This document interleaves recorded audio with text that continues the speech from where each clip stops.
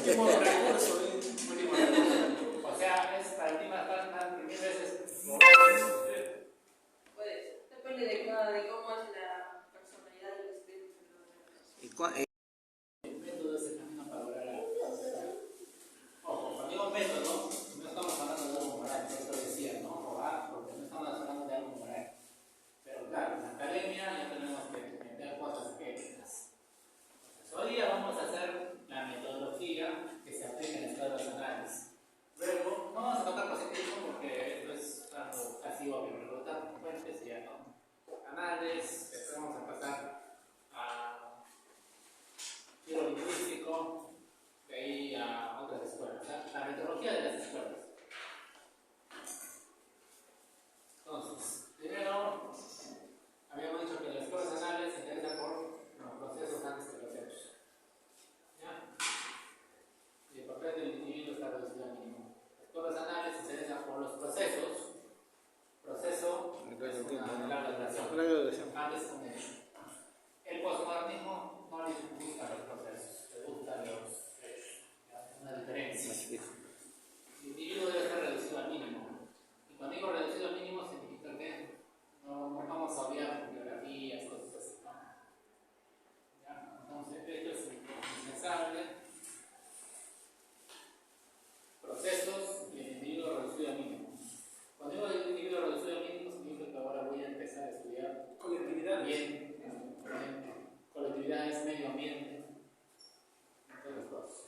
Esto ya le había señalado. Los tiempos históricos, la corta duración, la mediana y la larga duración. ¿Cuál era la forma para poder reconocer la larga duración? La continuidad. Algo que sea persistente en el tiempo. ¿No? Es una metodología. Debe pasar por reconocer un fenómeno que es repetitible en el tiempo. ¿Qué es repetitible en el tiempo? Varias cosas. ¿Ya? Varias cosas. Tenemos un modelo. Mira, por ejemplo, acá haciendo un paréntesis con nuestra escuela. Ustedes están con una currículum, así lo veis, currículum 2018. Eso es repetitivo. Antes estaban con la currículum 2014. ¿Qué significa la currículum 2018? Que los cursos que ustedes llevan son los mismos que han llevado los que han estudiado desde el 2018. Ustedes han comenzado con 20. Entonces, las dos promociones anteriores han utilizado su misma currículum. Hay ahí una repetitividad. Ustedes comparten con eso algo en común, tienen algo en común, una continuidad en currículum. Es como un ejemplo, ¿no?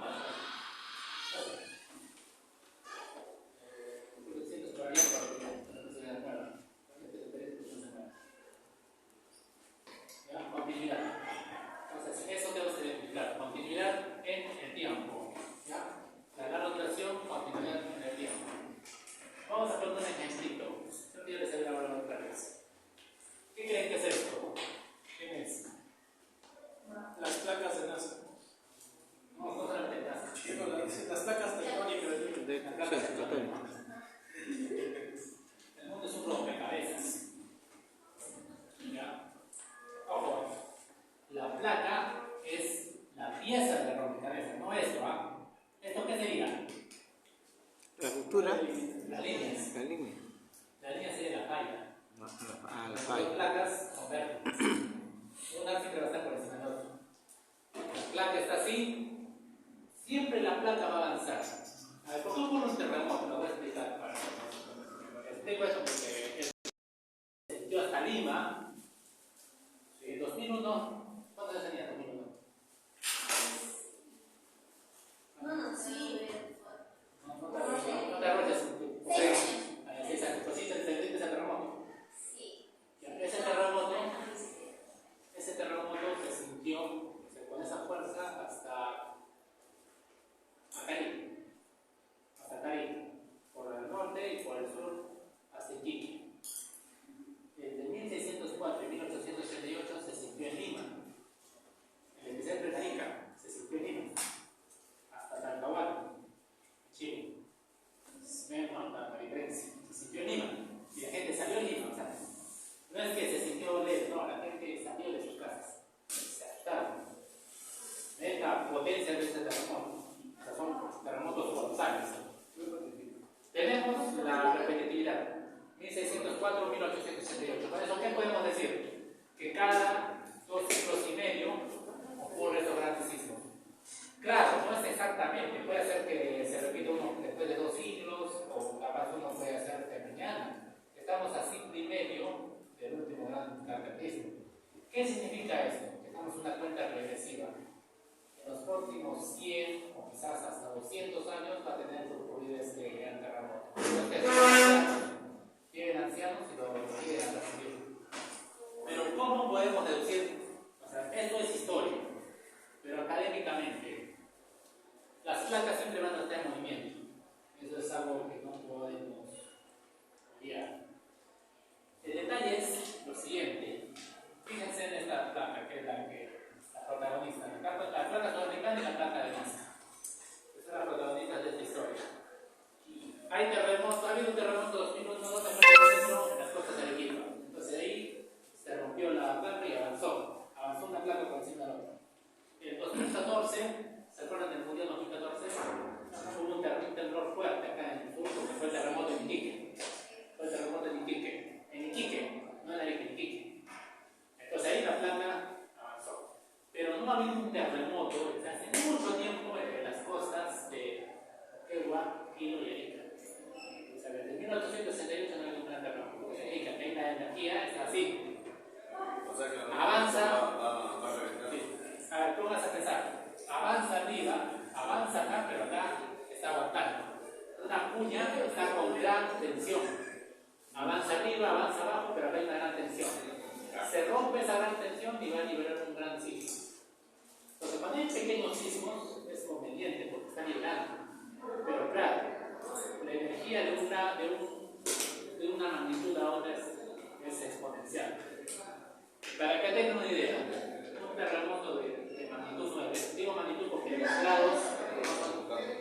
grados no existen en el terremoto. No existen 9 grados. Eso que quiero que tengan, solo existe magnitud. Terremoto magnitud 9, no existe 9 grados. Eso es un error, decir grado, magnitud. Porque un terremoto, bueno, eso yo lo he aprendido en un curso físico. Porque yo decía, grado 9, no existe magnitud, perdón, no existe grado. ¿Por qué no existe grado? Porque es energía. A ver, ustedes están en cuarto año. Ustedes no pueden estar en cuarto año y medio. Ustedes no pueden estar en cuarto año. Tampoco pueden estar en cuarto año y un cuarto. Es cuarto año, quinto año o tercer año, no hay más. Eso es graduado. Pero la magnitud es energía. Y la energía no es que la energía es continua. No la graduamos como si graduamos la aula, como graduamos muchas cosas. La energía es continua. Entonces, un sismo de magnitud 8 es 32 veces, libera 32 veces más energía que uno de 7. Entre una magnitud y otra hay 32 veces más energía. Entonces, un terremoto de magnitud 9 equivale a 32 terremotos de magnitud 8. Equivale a 32 de magnitud 9. Es para que sepan la energía.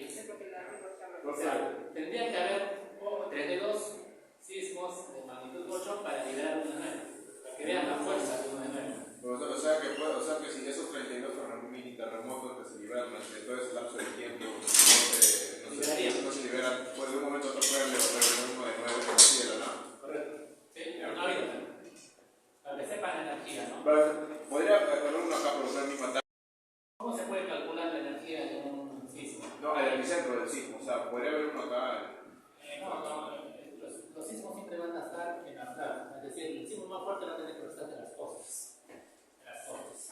Ya, a lo mejor no es las cosas de las costas de hilos. Acá de... Yo le había dicho, ¿no? Las características de las zonas donde hay placa, ¿cuál eran? Que hay recursos. ¿Cuál? Oro, plata.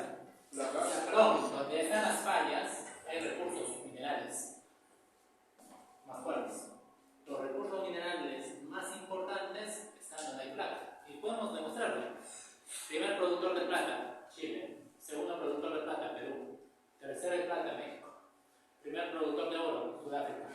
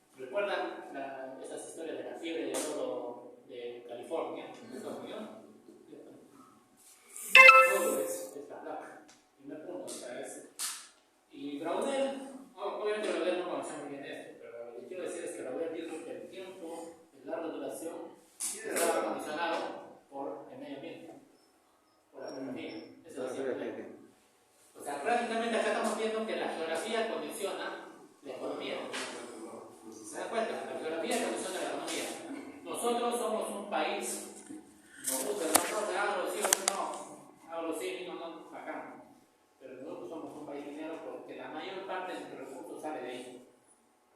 La prueba es eso. O sea, el factor metálico determina nuestra economía y el factor metálico tiene relación con el medio ambiente. Y por el factor metálico ha habido grandes problemas sociales, como que Guaso Carnazo. ¿Se dan cuenta cómo el medio ambiente condiciona incluso la situación social? O sea, ahí, el Monteguaso Carnazo es un ejemplo de que el medio que condiciona nuestros recursos, que son fundamentales, termina condicionando el factor social. ¿Ya? Entonces, es una muestra de el medio ambiente como condicionante el de medio, las causas sociales. el medio ambiente sería, para Raudel, la estructura. Perdón, la regulación. Claro, la estructura. ¿No sería el ambiente, el hábitat? Medio ambiente también. Medio ambiente es la estructura. Ya. Para Raudel, y pueden observarlo en su libro, el Mediterráneo, la cultura que era la economía. Sí. Y acá nos damos cuenta que la economía está condicionada por el medio ambiente. Somos un país minero. Incluso el agro está condicionado por la geografía. ¿Por qué? ¿Por qué está condicionado por la geografía? Porque aquí se puede cultivar bastantes tipos de plantas. ¿Por qué? Por los pisos ecológicos. Tú vas a Argentina, hay pampa. A ver, ¿qué se cultiva en la sierra que no se puede cultivar en la costa? O sea, claro. ¿Qué se cultiva en la sierra? Bien. Papa. Y huicha. Estamos hablando de la papa. Cuando decimos papa, estamos hablando de qué variedad. ¿Se dan cuenta, no? Que el medio ambiente condiciona incluso el agro. El medio ambiente condiciona el agro. ¿Se dan cuenta? El agro. Incluso los argentinos, no, pero los argentinos tienen pampa. Pero la pampa también te da el beneficio de tener la ganadería. Tú tienes pampa, ¿qué significa tener pampa? Terrenos para grandes pastizales. Y ahí vas a tener. ¿Y por qué es conocido en Argentina? Por las carnes. Carnes. Su brisket. Carnes. Carnes. Profe, ¿y cuál es la diferencia, por ejemplo, entre la pampa argentina y el hierro Que el venezolano? vino. No, acá la pampa tiene variedades. No, la pampa, me refiero a que ¿qué diferencia? La pampa. La pampa y la llanura, por ejemplo, que tienen los venezolanos. La pampa es me parece la llanura es más alta. La pampa es más baja. Es la diferencia. No será el revés, ¿no? No, porque la Argentina es más bajo que Venezuela. Venezuela todavía hasta Colombia, pasa un poco de Colombia, llega a la cordillera de los Andes. Hay una característica donde no hay pampa, donde no hay cordillera, ¿qué hay? A eso no le pasa. ¿Qué fenómeno hay donde no hay cordillera?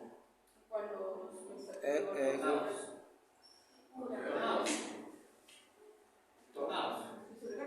¿Por qué no hay tornados en el Perú? Por cordillera. Como que lo aguanta, ¿no? Y el ventarrón, por ejemplo, que hubo en el año 2016 aquí en Tacna. No, es que por metal no pasa por un tornado. No lo como tomado, pero ¿a qué correspondió? No, tiene que ver con vientos, pero que vienen de la Atacama. O sea, esos vientos no han venido desde la costa, han venido desde abajo. ¿Cómo digo? Desde ahí, desde Chile. Suben, llegan. Porque yo me acuerdo que estuvo acá, viene de abajo. O sea, el ventarrón nunca va a venir los grandes vientos de la costa. Pueden venir, pero no como un tornado. ¿Por qué no vienen? Porque el tornado necesita dos tipos de viento, uno caliente y uno frío. El detalle es que si hay cordillera, rompe un viento. Entonces, por eso nosotros hay tornados. Miren acá. En Argentina ha habido ejemplos de trompos de mar en la costa. ¿Qué son trompos? Son como tornados marinos. Miren, Es muy lindo. Profesor, una ejemplo creo que sería, no sé si está bien o está mal, pero ¿cómo identificamos o uno cómo sabe que en el centro hace bastante calor, pero si uno va a Viquilla no hace bastante calor? No sé muy bien eso, pero lo que sí sé es que acá puede estar nublado, pero vas a la Pachía y está cambia el clima en cuestión de un kilómetro. Profe, y en eso, por ejemplo, lo que vendría a ser las langostas, esas plagas que son así, los bichitos que se comen las cosechas. ¿Eso no hay acá en Latinoamérica o si hay? No he visto históricamente no he visto una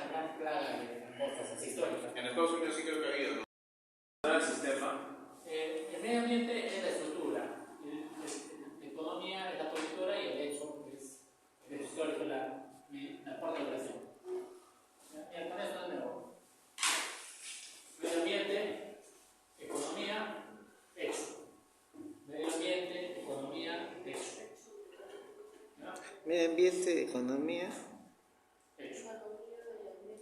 Y lo hemos Hecho. demostrado con esto. A larga duración, bueno, esto es lo que no se lee bien, pero lo voy a decir un poco. No tiene que ver mucho con el tema, ¿no? Las relaciones que hay a lo largo del tiempo, ¿no? Cuando no son cambiantes. Las relaciones que no son cambiantes, a la escuela nacional le gusta mucho la larga duración. Sí. La larga duración de hecho, tiempo largo, una siglos. una continuidad a través del tiempo. Eso es lo más importante. Veamos ahora lo siguiente que es de la medida que corta la zona. La medida son hechos que tienen una gran incidencia en la historia que cambian su tiempo. La economía cambia su rumbo. Nuestras constituciones terminan determinando nuestro modo de vida. Y el hecho, que es lo más pequeño, generalmente son sucesos que no tienen grandes incidencias en el cambio de rumbo. Aquí hay un debate, ¿no? No te preocupes, ¿cómo podemos determinar que es un hecho? Es complejo, depende de la reacción del autor. Por ejemplo, para mí, hay hechos y hechos, ¿no? ¿Quién ha muerto hoy día? ¿Cómo es? ¿Qué conocen? Vino tarde, ¿no hacen? Ahora, cada ustedes vamos a hablar de Manu. Para ser preciso, nadie se murió. Murió Michael Jackson, murió Maradona. Todos sabemos quién era Maradona. Claro, algunos más saben que fue al fútbol, pero habían escuchado que una vez se murió Maradona. Sí, me acuerdo, porque murió. Incluso me acuerdo que la Argentina empezó a sacar sus partidos en 1986. Sacó sus 3 grandes partidos contra Bélgica, Inglaterra y la final contra Alemania. Los volvió a sacar. Murió Michael Jackson, empezaron a hacer programas de Michael Jackson, a bombardear. A eso voy, ¿no? O sea, yo he dicho, un hecho, pues un fallecimiento. Pero depende de quién.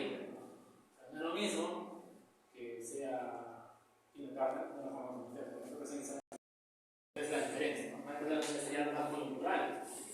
Empezaron a bombardear con su música cada rato. Yo me acuerdo, 2009, bueno. Al menos un mes de programas de Michael Jackson. Para recordarla. ¿Me entienden, no? ¿A dónde voy? O sea, hay muertes y muertes. Igual, una guerra. ¿Cuándo fue la guerra entre Kazajistán y Georgia? ¿Se acuerdan? ¿Georgia? Sí, había una guerra, ¿no se acuerdan? No. Pero había una guerra, fue hace tiempo, hace un año. Había una guerra entre Kazajistán y Georgia. No era Chechenia, no, Kazajistán y Georgia, había una guerra. Pero ustedes no lo recuerdan porque no me interesa que son los países. Pero si hablamos de Ucrania contra Rusia, te digo cualquiera, que las Malvinas. quiero que me comprendan, ¿no? Es complejo determinar la mediana y la corta duración porque yo puedo decirles, ¿no? Puedo decirles, una muerte, un fallecimiento puede ser una hecho de corta duración. Pero si es un fallecimiento de Michael Jackson, ahora cambia, ¿no? Porque es más coyuntural, afecta más tiempo. Una guerra podría ser un hecho de mediana duración, porque es una guerra. Pero nos estamos dando cuenta que la guerra de Georgia duró muy poco, duró una semana, me parece. Algo que a ustedes no les afectó, por lo tanto. Profe, o también la guerra que son muy largas, ¿no? Como la guerra de la guerra en Irak. Esta ya sería pelo coyuntural.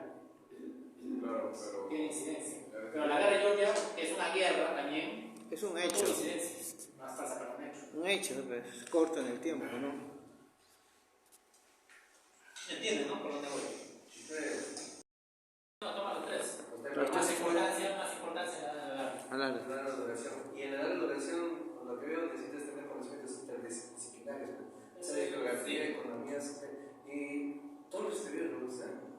No, Porque me parece un poco excesivo que la historia es inseparable de la geografía. Sí. Tú no puedes saber historia sin geografía. Porque para eso los requisitos de historia. Pero últimamente, por ejemplo, estamos entrando en una zona que necesita tiempo y espacio. ¿Qué es el espacio? Tiempo y espacio. Eso es historia. No necesita las personas, por eso ahora viene una zona. Es que es el humano en un tiempo y un espacio. Eso es. El humano en un tiempo y un espacio. el espacio también puede ser imaginario. Puede ser si es mentalidad, pero generalmente no son todos simultáneos. Lo que más prima es el espacio geográfico. Ahora, la tecnología sí es un factor determinante. Yo les había dicho, ¿no? El gran problema del marxismo es un gran problema que no midieron la tecnología. ¿Qué es el marxismo? Que la historia está hecha por la lucha de clases. En un contexto de clases, cuando digo clases, son clases que son antagonistas, ricos y pobres. Claro que hay una lucha de clases, revolución francesa, revolución rusa. El problema del marxismo es que no tuvo en cuenta mucho la tecnología. ¿Qué hace la tecnología? La tecnología acaba con los empleos. Y sin empleos no hay obreros. Entonces terminas con las clases. En un futuro, ya lo estamos viviendo, la tecnología va a ocupar labores que para nosotros son indispensables. ¿No? La otra vez se ve los docentes. Ellos terminan con empleo. Luego acabarás con tu empleo. Luego acabarás con tu empleo. Es decir, terminas con el proletariado. ¿Me entienden, no? El factor tecnológico es clave. A ver, ¿por qué es clave también? Porque bien. Por ejemplo, ¿no? Para mí la tecnología es clave porque también da esperanza. Hace 100 años, si te querías curar el diente, no había anestesia. Ahora no hay comodidad en la forma de vida. O sea, hace 100 años si estabas mal de la muela, vas a tener que soportar un dolor terrible. Morir por infección. Voy a morir por infección. Hoy no ocurre eso. Bueno, puede morir, siempre hay accidentes, ¿no? La partícula mal, puede haber. Pero hoy tenemos comodidad porque hay anestesia. Va a doler mucho. En el futuro quizás las cosas mejoren, mucho más. Si hoy tienes cáncer, te van a hacer quimioterapia. ¿Qué significa la quimioterapia? Te van a poner una aguja acá. Cada 2 semanas, me parece. Una aguja acá, que te va a empezar a lavar la sangre. Pero las cosas es un proceso doloroso. No metas siempre una aguja por acá, una vena. Metas siempre una vena. Hoy en día es eso. Pero la tecnología va a hacer que eso, en el futuro, quizás cambie. Por eso, la tecnología de esperanzas. Hoy tolerar, pero quizás mañana no. ¿Me entiendes? ¿No? Por eso un historiador tiene que estar consciente del factor tecnológico. Tiene que pensar en la tecnología de un determinado momento. A ver, ¿cómo era la sociedad del siglo XVIII? ¿Cómo vivían? ¿Cómo se curaban los dientes si no tenían anestesia? Si no tenían crema dental, pero ya había dulces? ¿Cómo lo habrán vivido? Mal. Profe, creo que antiguamente cuando, por ejemplo, te cortabas o te digan De guerra, una amputación era ahí sin anestesia. Imagínense eso. Hoy no pasa eso. O sea, se dan cuenta, ¿no? El factor tecnológico es determinante. Pero ustedes, cuando piensen en la historia, piensen en la tecnología de un determinado momento. Y piensen, y cuando piensan en el futuro, también piensan en la tecnología. Yo me acuerdo. Por ejemplo, profesor, ¿cómo era estar en un campo de batalla del siglo XVI? Jaquijahuana, por ejemplo. No, era terrible. Un balazo. Yo no me imaginaría estar en un campo de batalla de la época de Alejandro Magno.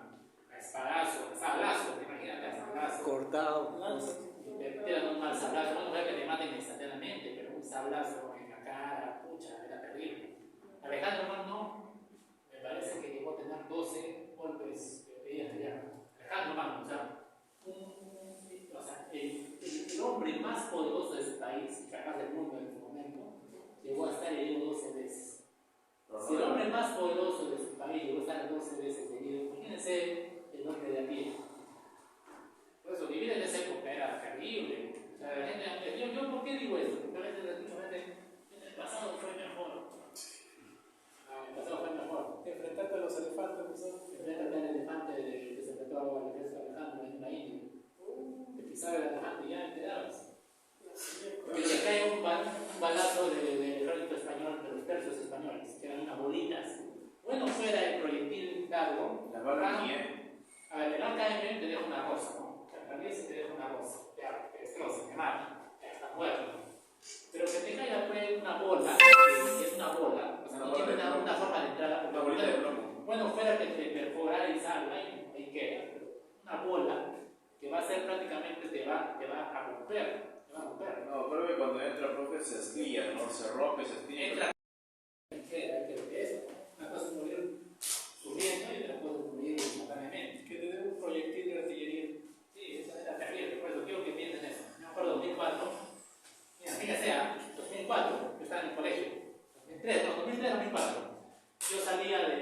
primaria para entrar a secundaria. El 2003, para ver mis series, porque me acuerdo que daba Dragon Ball Z por Arturo Sananes. Uno de los grandes temas de Arturo Sananes eran los precios. ¿Por qué los precios? Porque los precios te pueden ayudar a determinar crisis. Me avisan cuánto tiempo falta para no pasar. Lo tengo que hacer abajo. 10, 20. ¿Los tres terminan? Los precios son determinantes para analizar crisis. A ver, metodología. Cuando el precio de algo aumenta es porque puede haber una crisis. Y lo podemos comprobar. ¿Qué subió de precio cuando hubo el niño en el norte? ¿Se acuerdan? Es plátano. No fue lo que plátano, fue un producto especial. Arroz. El limón. No, sí, ¿No se acuerdan cuando subió el limón? Sí. Un sol creo que salga. ¿Por qué? Porque el limón se produce en el norte. Ya, imaginemos que ese fenómeno hubiera ocurrido hace 100 años y no tendríamos nosotros conocimiento de niños. El solo hecho de haber visto que sube el precio del limón, ¿dónde se produce el limón? En el norte. Entonces, en esta época debió haber un niño. ¿Se dan cuenta, no? La metodología cómo funciona, solamente por algunas fotos lógico. Yo, por ejemplo, en mi libro está el de contribución de estrés superbano y también mi libro de desastres naturales, se lo pueden ver en internet en la página de la Universidad Nacional de Moquegua. Yo con los precios trabajo con la rutina. Y noté algo, que durante la revolución de la putina subió el precio del vino de 3 pesos a 5 y se mantuvo durante 5 años. Si yo no hubiera conocido al Huayna-Putina, o sea, no, por cultura general yo sé que es lo que funcionó en 1600, si no hubiera sabido eso, hubiera dicho, ¿por qué sube el precio? Pero como lo sé que hay una relación entre la erupción y la subida de precios. O sea, el precio de las cosas me puede ayudar a evitar una crisis. Y lo que acontece, por ejemplo, en la sociedad, por ejemplo, antiguamente nuestros abuelos tenían, por ejemplo, 5, 6, 7 hijos, porque antes era más barato mantener a un hijo, y ahora, por ejemplo, las familias ahora apenas se casan, ni siquiera quieren ahí tener uno. Es un factor también determinante. Obviamente eso vamos a hacer en la parte temporal, que también está para A ver, ¿por qué uno tenía 2 hijos? Porque tenía grandes posibilidades de buena parte. Era como conejo. Tenías varios que podían morir, primer punto. Segundo punto, no había anticonceptivos. O sea, ya tienes ahí algo, ¿no? Porque tienen tantos hijos. Si me van a dar y decir, no, tienen tantos hijos porque eran más calientes. No, eso no es una explicación. No había métodos anticonceptivos. No había métodos anticonceptivos y, por otro lado, morían. Morían, tuberculosis, mataban, ahora la tuberculosis ya no mata como antes. Antes morían. Sarampión, morían también. Morían, la luz, morías. O sea, había grandes posibilidades de morir. Entonces, como toda la supervivencia, por instinto del ser humano, eso es procrear. Pero ¿cómo podemos utilizar eso para los fines históricos? La cosa es simple. Hacer una ley natural. Cuando hay un gran momento de nacimiento, o sea, cuando hay un periodo donde hay bastantes nacimientos, ¿qué significa? Que está saliendo un proceso de una crisis demográfica. Si hay una epidemia, es muy probable que pocos años después no vaya a haber bastante tasa de natalidad. O una guerra. Eso es una ley natural. Ustedes miren, busquen en internet. ¿Eso no es propio de eso de los boomers? ¿Ah? ¿Eso no es eso de los boomers? Que fueron después de la Segunda Guerra Mundial. Algo así. Pero, o sea, algo natural en el ser humano es que luego de una gran matanza o una gran crisis demográfica va a haber un proceso de nacimientos excesivo. Es algo natural. Como una necesidad. La pandemia ha sido. Ahí hay que meterle variables. No, pero al contrario. Porque la pandemia, ¿qué significó? Que la gente estuviera en casa, con a su pareja, con ella, ¿verdad? Cuando trabajas no tienes tiempo para muchas cosas. Pero cuando trabajas en tu casa y tú ves a tu pareja, son pandemias. Que van a nacer, los que han nacido entre 2020 y ahora en adelante, hasta el 21, 22. No, 22. Fueron producto de la calentura de la pandemia. Ahora es así, pandemias. Y esta gente probablemente va a heredar defensas para el corto. Enfermitos. No, van a heredar defensas, porque obviamente se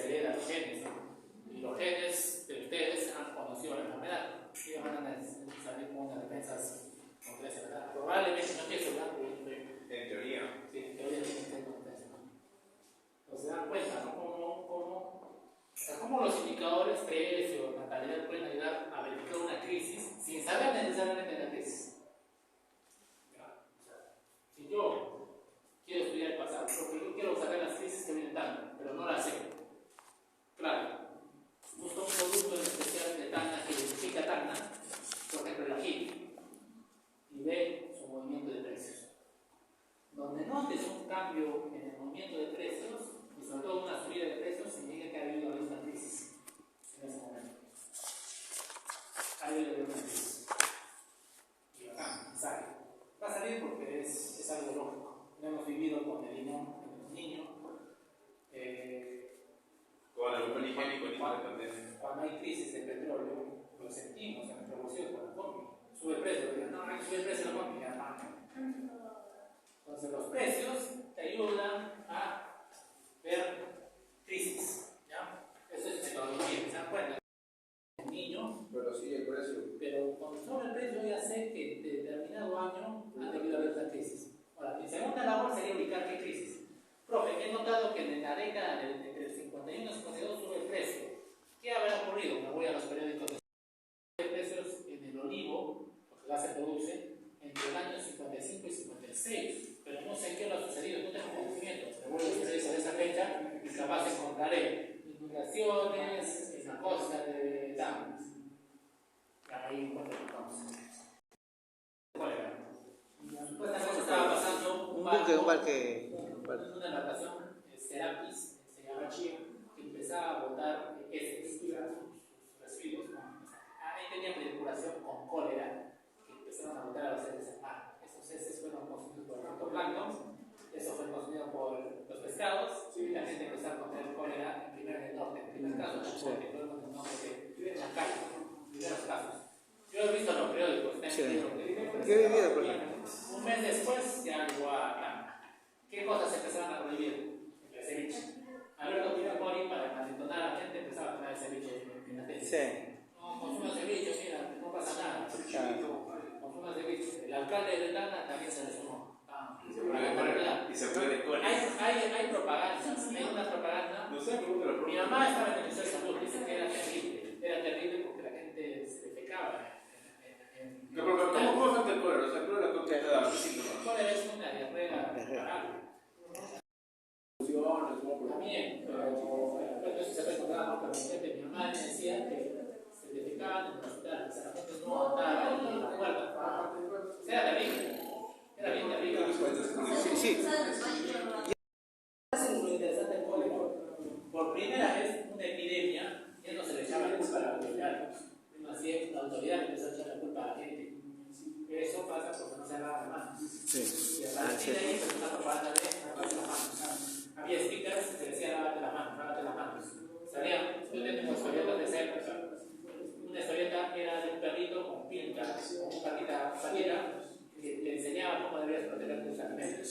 Conserva esas historietas. Mamá me traía que decía que debes lavar tus alimentos para que las cosas no se paren. Te decían que debes cubrir el agua para que no entres las mosquitos. Te enseñaba. Empezó a concientizarse a la gente, tomar mejores medidas de higiene. Eso ayudó a la epidemia. Porque por primera vez el Estado, o sea, no sucedía lo mismo que el COVID, ¿no? El COVID, ¿qué pasó? Le echábamos la culpa a Vizcarra, a ese cuando se va a vacunar, mira, los primeros, empezamos a maletear. No, mira, las autoridades no están dando monos. En el caso del COVID, la propaganda del correo, por ejemplo, ¿qué dice? Gente está vendiendo paletas con garras. Así, la propaganda dice. Las vendedoras no están cubriendo sus alimentos. La gente no está lavando la mano. O sea, se empezó a culpar a la gente. Se ocurrió lo al revés. Se empezó a culpar a la gente por culpar de la higiene. Eso ocurrió en el cólera. ¿Y cuál era la única fórmula al inicio? ¿Era cerrar los aeropuertos? No, el cólera. No, el cólera no, me refiero por ejemplo al COVID. Si hubieran cerrado los aeropuertos. No sé. O sea, Perú fue uno de los primeros países que tomó medidas. Fue uno de los primeros. ¿Cuál para mí es lo interesante? El pastor crónico de Perú. Los confiamos. La informalidad. La inmigración. La informalidad. O sea, los chavos. No, la informalidad. No,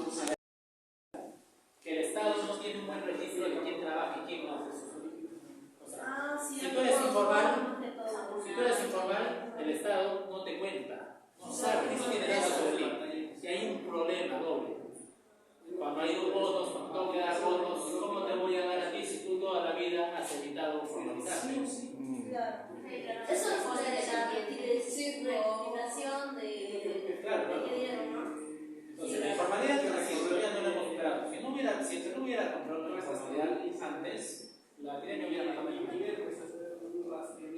El bono no hubiera llegado a los 5 No, El bono hubiera llegado a gente que realmente necesita. Sí, porque había gente que otros países el bono llegaba no necesitaba y estaba. Sí me llegó. Es que el bono, Ah, llegó el bono. ¿quién se daba el bono? La gente, primeramente la gente que no trabajaba. Pero ¿cómo yo puedo saber si más plata? Pesos por hora. De 1.500 para Moquegua, de 1.591 a 1.601, el precio de vino 3 pesos. That's para el carro.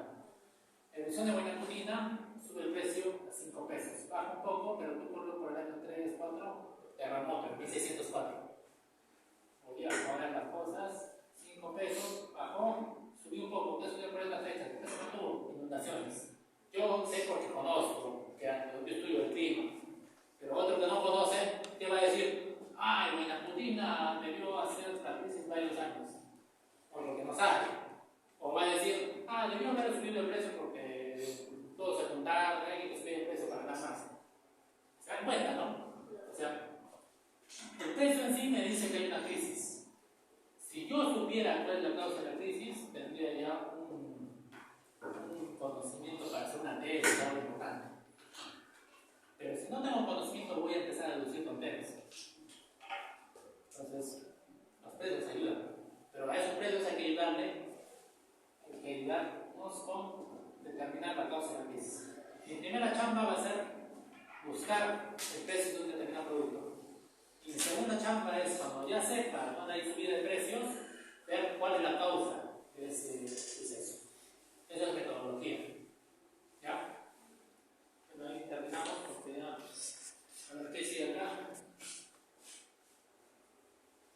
Estos son los precios, pero estos son los precios, pero con Potosí. Mira, acá ponen crisis de SOE. Eso es. O sea, te dice las crisis